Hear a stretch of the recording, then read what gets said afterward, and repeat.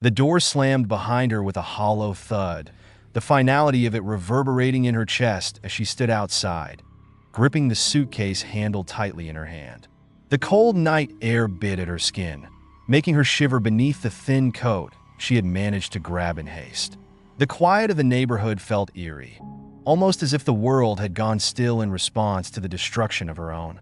The house she had just left, the house she had lived in, loved in, now loomed behind her like a ghost, familiar, yet entirely unrecognizable. It was no longer home. What did that even mean anymore? Her breath came in shallow, trembling gasps as the weight of the moment crashed down on her like a tidal wave. She had nowhere to go, no family in this city, no close friend she could call. She hadn't prepared for this. How could she have? Up until an hour ago, she had thought she had a future here with him, with their child. But now that dream had evaporated like smoke, leaving her standing on the edge of a reality she didn't know how to navigate. Her hand instinctively moved to her belly, the slight curve barely noticeable yet, but it was there, a life growing inside her. Their baby, her baby. It was hard to reconcile the joy she had felt when she first found out she was pregnant with the crushing despair that threatened to suffocate her now. She wasn't just leaving behind a husband. She was leaving behind the security, the future she had imagined for her child. What kind of mother was she going to be? Alone, lost, with nothing but the clothes on her back and a small suitcase of belongings hastily packed in desperation. Tears blurred her vision as she started walking aimlessly, her feet carrying her down the street, away from the life she had known. She had no idea where she was going, no destination in mind. All she knew was that she couldn't stay there. Not in the house where everything had fallen apart. Not with the man who had turned his back on her, on their baby. The cold gnawed at her, each step feeling heavier than the last. Her mind raced as she tried to piece together some semblance of a plan. But how could she plan when everything had been ripped away from her in a matter of minutes? Her phone buzzed in her pocket, but she didn't reach for it. She knew there would be no messages of comfort, no offers of help. The isolation she felt wasn't just emotional, it was physical. The weight of loneliness pressed down on her, suffocating and relentless. It wasn't until she reached a small park, its dim streetlights casting long shadows over the empty benches and barren trees, that she stopped. Her legs trembled beneath her, threatening to give out, and she sank down onto one of the benches, her suitcase resting at her feet. The silence around her was deafening, broken only by the occasional rustle of leaves or the distant hum of traffic. It felt like the world had forgotten her, like she was stranded in a place where time stood still and no one could see the broken woman sitting alone in the dark. For a long while, she just sat there, staring into the void, her mind a swirling mass of fear and grief. The future stretched out before her like a vast, empty chasm, terrifying in its uncertainty. How was she going to survive? She didn't have the resources to support herself, let alone a baby. The savings she and her husband had built together were still tied up in their shared accounts, and she knew better than to assume he would offer her any financial support after the way he had so coldly pushed her out. The reality of her situation hit her in waves, each one more crushing than the last. She was pregnant, homeless, and alone. There was no one to turn to, no safety net to catch her. All she had was herself and the child growing inside her, a child that deserved so much more than the chaos and uncertainty she was bringing it into. But as the minutes ticked by, something shifted inside her. It wasn't a dramatic change, but it was there, a tiny flicker of resolve. She couldn't afford to give in to the fear, to the overwhelming sadness that threatened to drown her. She had to survive, for the baby, for herself. Pushing herself to her feet, she wiped away the tears that had dried on her cheeks. There was no room for breakdowns, no time to fall apart. She needed to think practically. The first thing she needed was a place to stay, somewhere safe for the night. The thought of going to a shelter crossed her mind, but she immediately recoiled from it. She wasn't ready to face that level of vulnerability, not yet. Instead, she opened her phone, her fingers numb from the cold as she scrolled through her contacts. There weren't many names, at least not one she felt comfortable reaching out to in her current state. Most of her friendships had dwindled over the years, casualties of a marriage that had consumed her life. But there was one person she thought of, an old colleague she hadn't spoken to in over a year. They had never been particularly close, but they had shared a bond once, a mutual understanding that came from working long hours together in the same cramped office. Swallowing her pride, she typed out a quick message, explaining her situation as briefly as possible. She hesitated before hitting send, her finger hovering over the button. Would they even respond? Would they judge her for reaching out after all this time, especially given the circumstances? But what other choice did she have? She hit send, the message disappearing into the digital void. And then she waited. Each second felt like an eternity as she sat there, staring at the screen, willing it to light up with a response. Finally, after what felt like hours, her phone buzzed. Her heart leapt into her throat as she read the reply. IT was simple. Come over. I'll send you the address. Relief flooded through her. And for the first time since she had left the house, she felt a glimmer of hope. It wasn't much, but it was something. A place to go, a roof over her head for at least one night. It was enough to keep her going, enough to push her forward. She pulled up the map on her phone, her colleague's address blinking on the screen like a beacon in the darkness. It wasn't far, a short walk, maybe 10 or 15 minutes. Gathering her strength, she stood up, grabbed her suitcase, and started walking again, her steps more purposeful this time.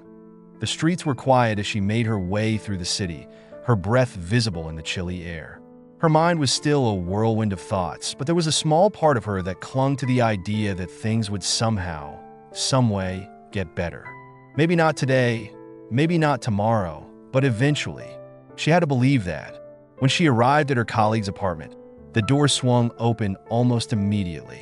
The woman standing on the other side looked both surprised and sympathetic, her eyes widening as she took in the sight of her. "God, you look exhausted.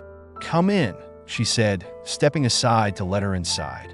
The warmth of the apartment was a stark contrast to the freezing air outside, and she immediately felt the tension in her body start to ease. Her colleague led her to the living room, where a worn but comfortable couch awaited her. "I don't know what happened," the woman began, her tone cautious, "but you don't have to explain anything tonight. Just rest. You can stay here as long as you need."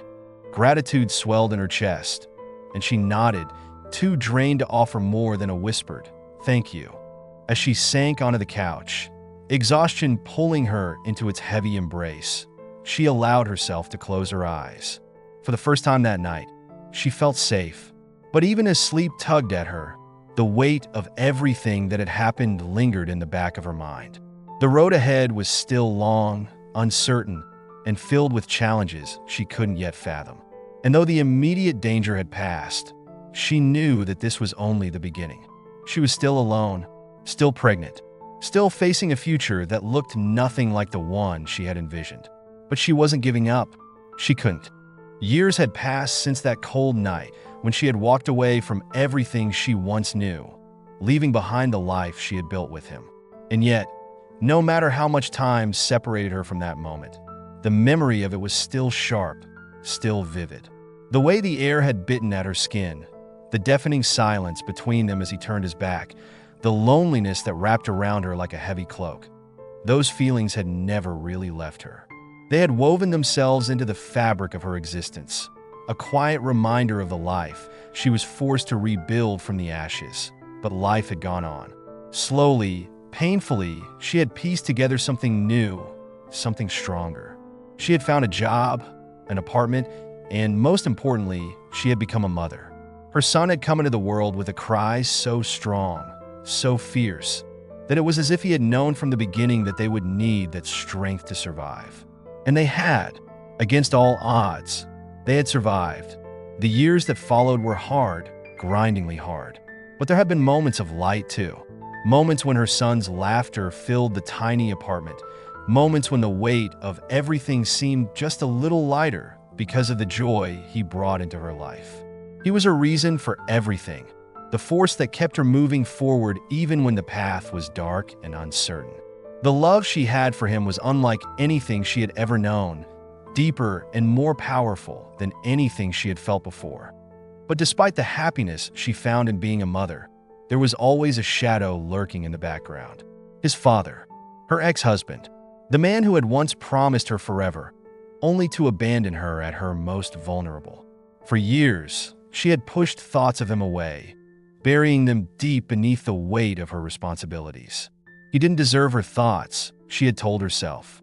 He didn't deserve to occupy any space in her heart or her mind. And yet, as much as she tried to pretend otherwise, there was no escaping the reality that her son was half of him. His dark eyes, the way his brow furrowed in concentration, even the stubborn set of his jaw when he didn't get his way, all of it reminded her of the man who had walked out of their lives. She hated it, hated that his presence still lingered in her world through their child. But she loved her son more than she hated those reminders, and so she learned to live with them, to accept that some ghost could never be fully exorcised. She never told her son much about his father. When he was younger, the questions were few and far between, and she was able to avoid them with vague answers. He couldn't be here, she would say when her son asked why it was just the two of them. Or, it's complicated when pressed for more. But as her son grew older, the questions became harder to dodge. He wanted to know more. He deserved to know more, and she had struggled with how much to tell him. The truth was painful, ugly even. How could she explain to her innocent child that the man who had helped bring him into this world hadn't wanted him, that he had walked away without a second thought? But she couldn't lie either. She owed her son honesty, even if it was difficult. So, she told him what she could, careful not to let her own bitterness seep into her words. She told him that his father had been scared, that sometimes people make decisions out of fear. She told him that his father wasn't ready for the responsibility of raising a child, but that none of that was his fault. None of it was her son's fault. But she never told him where to find him. She had no idea if her ex-husband was still in the same city, if he had remarried, if he had other children now. After all these years, they were strangers, living separate lives. And that was the way she intended to keep it.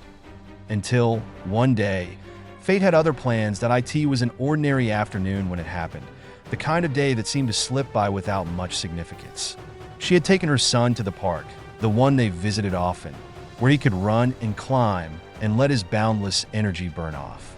The sun was shining, casting a golden light over the playground, and the sound of children's laughter filled the air. For a moment, as she watched her son play, she felt a rare sense of peace. And then, out of the corner of her eye, she saw him that IT was a glimpse at first, just a flicker of something familiar. A figure standing at the edge of the park, hands in his pockets, watching the children play. She couldn't see his face clearly from where she stood, but there was something in the way he held himself that sent a shiver down her spine. Her heart skipped a beat, her mind racing as she told herself it couldn't be. It had been years.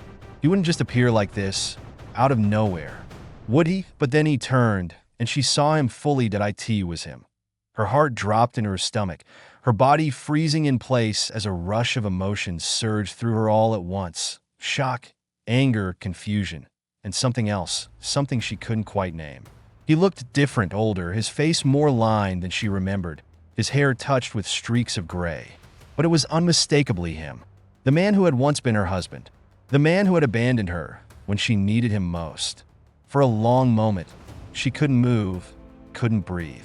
She stood there, rooted to the spot, staring at him as if she were seeing a ghost. And in a way, the man standing before her was a ghost from her past, a specter she had never expected to confront again, that he hadn't seen her yet. He was still looking toward the playground, his gaze unfocused, distant. She could have walked away. She could have gathered her son and left before he noticed her. It would have been so easy to slip away, to avoid the confrontation, to keep the door to the past firmly shut. But something inside her wouldn't let her move. Maybe it was the anger she had buried for so long, the unresolved pain that had festered beneath the surface all these years. Or maybe it was something simpler, a need to finally face him, to confront the man who had caused her so much suffering. Her feet moved before her mind had fully caught up. Slowly, deliberately, she began walking toward him, each step heavy with the weight of all the years that had passed between them. She didn't know what she would say when she reached him, didn't know how he would react when he saw her. But she couldn't stop herself now. The moment was inevitable. like the slow pull of the tide drawing her toward him. When she was only a few feet away, he finally noticed her. His eyes met hers, and for a brief second, there was no recognition. He blinked, as if trying to place her face, his brow furrowing in confusion. But then the realization dawned, and his expression changed. First a shock, then something unreadable. His lips parted slightly, but no words came out. They stood there, staring at each other, the air between them thick with unspoken words and unresolved emotions. Time seemed to stretch and warp, the sounds of the park fading into the background as the world narrowed to just the two of them. She was the first to speak, her voice low and steady despite the storm of emotions raging inside her. It's been a long time. It was a simple statement, but it held so much more beneath the surface. A lifetime's worth of pain and betrayal, anger and heartbreak. She watched him closely, waiting for his response, unsure of what to expect. He swallowed, his Adam's apple bobbing in his throat. "I didn't expect to see you here." His voice was rougher than she remembered, as if it had been worn down by the passage of time. There was something hesitant in his tone, almost cautious, as though he were afraid of what she might say or do next. "Well," she said, folding her arms over her chest, "I didn't expect to see you here either." For a moment, neither of them spoke. The silence stretched between them, filled with everything that had gone unsaid over the years. She could feel the weight of it pressing down on her, suffocating, but she refused to be the one to break it. She had spent too many years carrying the burden of their past alone. It was his turn now. Finally, he spoke again, his voice barely above a whisper. I didn't know you were still in the city." She raised an eyebrow, the anger that had simmered beneath the surface for so long finally starting to bubble up. "You didn't think to check? You didn't wonder where I went? What happened to me? To us?" His face paled, and he looked down at the ground, shame flickering in his eyes. "I didn't know how. I didn't know if you would even want to hear from me after everything." Her hands clenched into fists at her sides, the anger now boiling over. "After everything? You mean after you abandoned me? After you left me to raise our child on my own, without a word of explanation, without so much as a single phone call or letter?" He flinched at her words, his gaze still fixed on the ground. "I was scared," he said, his voice barely audible. "I didn't know how to handle it. I wasn't ready." The excuses felt hollow, like old, worn-out cliches that didn't hold any weight against the reality of what she had gone through. "You weren't ready?" she repeated, incredulous. "You think I was ready? You think I knew how to handle being pregnant and alone, with no job, no home, and no idea what I was going to do next? But I didn't have a choice. I didn't get to run away because I was scared." Her voice shook with the force of her emotions, and she had to take a deep breath to steady herself. "You left, and you never looked back. You didn't care what happened to me or to our child." At the mention of their child, his head snapped up, and for the first time since their conversation began, she saw something in his eyes that wasn't shame or guilt. It was fear, real, palpable fear. "Our child?" he asked, his voice trembling slightly. Is he here?" She stared at him, her mind reeling from the sudden shift in the conversation. Of course he didn't know. How could he? He hadn't been there. He hadn't seen their son grow up, hadn't been there for the first steps, the first words, the scraped knees, and the bedtime stories. He had missed everything. "Yes," she said quietly. "He's here." The color drained from his face, and he took a step back, as if the weight of her words had physically hit him. He looked toward the playground, his eyes scanning the children playing there, but he didn't know which one was his. He couldn't possibly know. She watched him, a strange mix of emotions swirling inside her. For so long, she had wanted him to feel this, to feel the weight of what he had missed, to understand the consequences of his actions. But now that it was happening, it didn't bring her the satisfaction she had expected. Instead, she felt hollow. "He's 7 years old," she said, her voice steady. "And he doesn't know you. He doesn't even know your name." Her words hung in the air between them, heavy and unrelenting. And for the first time in years, she saw the man standing in front of her for what he really was, a stranger. A stranger who had once been her husband, who had once been the most important person in her life, but who had now been reduced to a memory, a ghost from a past that no longer had any hold over her. She had survived without him, and she would continue to do so. The years had been kind to her in some ways, cruel in others. She had built a life, a quiet one. No grand gestures or sweeping romances, no dramatic turns of fortune. But it was a life she had fought for, shaped with her own hands out of the rubble of what once was. Every brick, every stone of this new world she inhabited had been laid carefully, thoughtfully. There were scars beneath the surface, deep ones that still stung in the quiet moments when she allowed herself to feel them. But mostly, she focused on the future, on her son, on making sure that every day was a little better than the one before, that he had grown so much in those 7 years. When she looked at him now, she saw traces of the man he might one day become. He was curious, strong-willed, and empathetic in ways that sometimes surprised her. He had a quiet confidence about him, a steadiness that seemed out of place for someone so young. And yet, when she looked into his eyes, she still saw glimpses of his father, fleeting reminders of the man she had once loved and lost. It was a bittersweet thing, seeing her ex-husband in her son, but she had made her peace with it. Or at least, she had tried. But the past has a way of creeping back, no matter how hard you try to leave it behind. And now, after all these years, it was as if the past had come knocking on her door again. Except this time, it wasn't in the form of a memory, but in the form of the man himself. The last time she had seen him was at the park, where their accidental encounter had set her world spinning again. She hadn't expected to see him there, standing at the edge of her carefully reconstructed life, looking so different and yet so painfully familiar. The confrontation had been brief, heated, full of all the raw emotions that had festered between them over the years. She had walked away from that encounter with her heart pounding and her mind swirling with 1,000 thoughts she couldn't make sense of. But in the days that followed, she realized something important. The fear she had once felt when thinking of him, the deep, gnawing insecurity that had haunted her for so long, was gone. He no longer had the power to break her. And now, as she sat in her small kitchen, the soft hum of the refrigerator filling the quiet space, she thought back to that moment at the park. It had been the first time in 7 years that she had seen him, the first time they had exchanged words, however bitter they might have been. But it wasn't the last. That IT had been several weeks since that day, and she had almost convinced herself that it was an isolated event, a chance meeting that would never happen again. Life had a way of throwing curveballs like that, brief flashes of the past, there for a moment before fading into the background. But this was different. This time he hadn't disappeared. He had shown up again, unexpectedly, and this time he had come with questions. Hard questions. Questions she wasn't sure how to answer.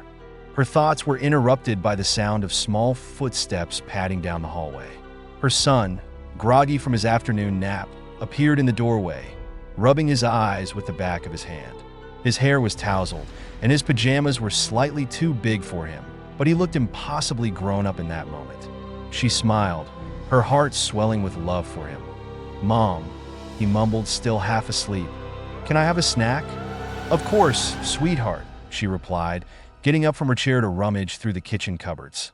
She found a granola bar and handed it to him. Watching as he climbed onto one of the chairs at the small kitchen table, as he ate, her mind drifted back to the conversation she knew was coming. The one she had been dreading ever since her ex-husband had reappeared in their lives. It wasn't that she hadn't prepared for this moment. She had known, from the moment her son was born, that one day he would ask about his father.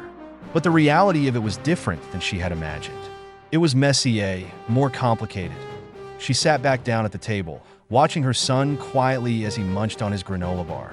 He looked up at her after a moment, his eyes full of curiosity. "Mom," he said slowly, "can I ask you something?" Her heart skipped a beat. She knew what was coming. "Of course, sweetheart," she said, keeping her voice steady. "What's on your mind?" He paused for a moment, as if trying to find the right words. Finally, he spoke. "Who is my dad?" There it was, the question she had been bracing for, the question she had always known would come, but had never quite been ready to answer. She took a deep breath, her mind racing as she tried to figure out how to explain something so complex to a 7-year-old. "He's someone who was a part of my life a long time ago," she began carefully. "But things didn't work out between us, and we went our separate ways before you were born." Her son looked at her, his brow furrowed in confusion. But why? How could she explain the intricacies of adult relationships to someone so young? How could she convey the pain and betrayal, the abandonment, in a way that didn't make her son feel unwanted or unloved? She chose her words carefully. "Sometimes grown-ups make decisions that are really hard to understand," she said slowly. "Your dad, he wasn't ready to be a father at the time. It wasn't about you. It was about him and what he was going through." Her son's face softened slightly, but the confusion was still there. "Does he know about me?" She hesitated. This was the part she had been struggling with ever since that encounter at the park. Should she tell her son that his father had known all along and had simply chosen to walk away? Or should she spare him that pain, crafting a story that painted a softer version of the truth? But before she could answer, the doorbell rang. Her heart leapt into her throat, and she felt a wave of anxiety wash over her. She knew deep down who it was. No one else ever rang the doorbell at this time of day. No one else showed up unannounced like this. Her son hopped off his chair, eager to see who was at the door, but she stopped him with a gentle hand on his shoulder. "Let me get it," she said, her voice tight. He nodded, watching her with wide eyes as she walked to the front door. Her hands trembled as she reached for the handle, and for a brief moment, she considered not opening it. She could pretend she wasn't home, could ignore the knock and hope that he would leave. But she knew that wasn't an option. She couldn't run from this forever. She opened the door, and there he was. Her ex-husband, the man who had once been her world and who had now returned, stirring up all the old wounds she had worked so hard to heal. He stood there, looking more uncertain than she had ever seen him. His hands were shoved deep into his pockets, and his gaze was fixed on the ground, as if he couldn't bring himself to meet her eyes. "Can I come in?" he asked, his voice barely above a whisper. She didn't answer right away. Part of her wanted to slam the door in his face, to shut him out like he had shut her out all those years ago. But another part of her, perhaps the part that had softened over the years, knew that this conversation needed to happen.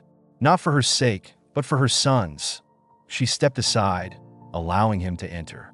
He walked in slowly, his movements tentative, as if he were afraid of disturbing the fragile peace that existed in the small, cozy apartment. He glanced around, taking in the surroundings, the framed pictures on the walls, the toys scattered across the floor, the small but tidy living room. It was a far cry from the life they had once shared, but it was hers. And it was enough. Her son appeared in the doorway to the kitchen, his eyes wide with curiosity as he stared at the man standing in their living room. "Is that him?" her son asked softly, his voice filled with awe. She nodded, swallowing the lump in her throat. "Yes," she whispered. "That's your dad." The room seemed to freeze for a moment, the weight of the revelation hanging in the air like a thick fog. Her ex-husband's eyes finally met hers, and she saw a flicker of something in them. Regret, maybe, or guilt. But there was something else too, something she hadn't expected to see. Fear that he was scared.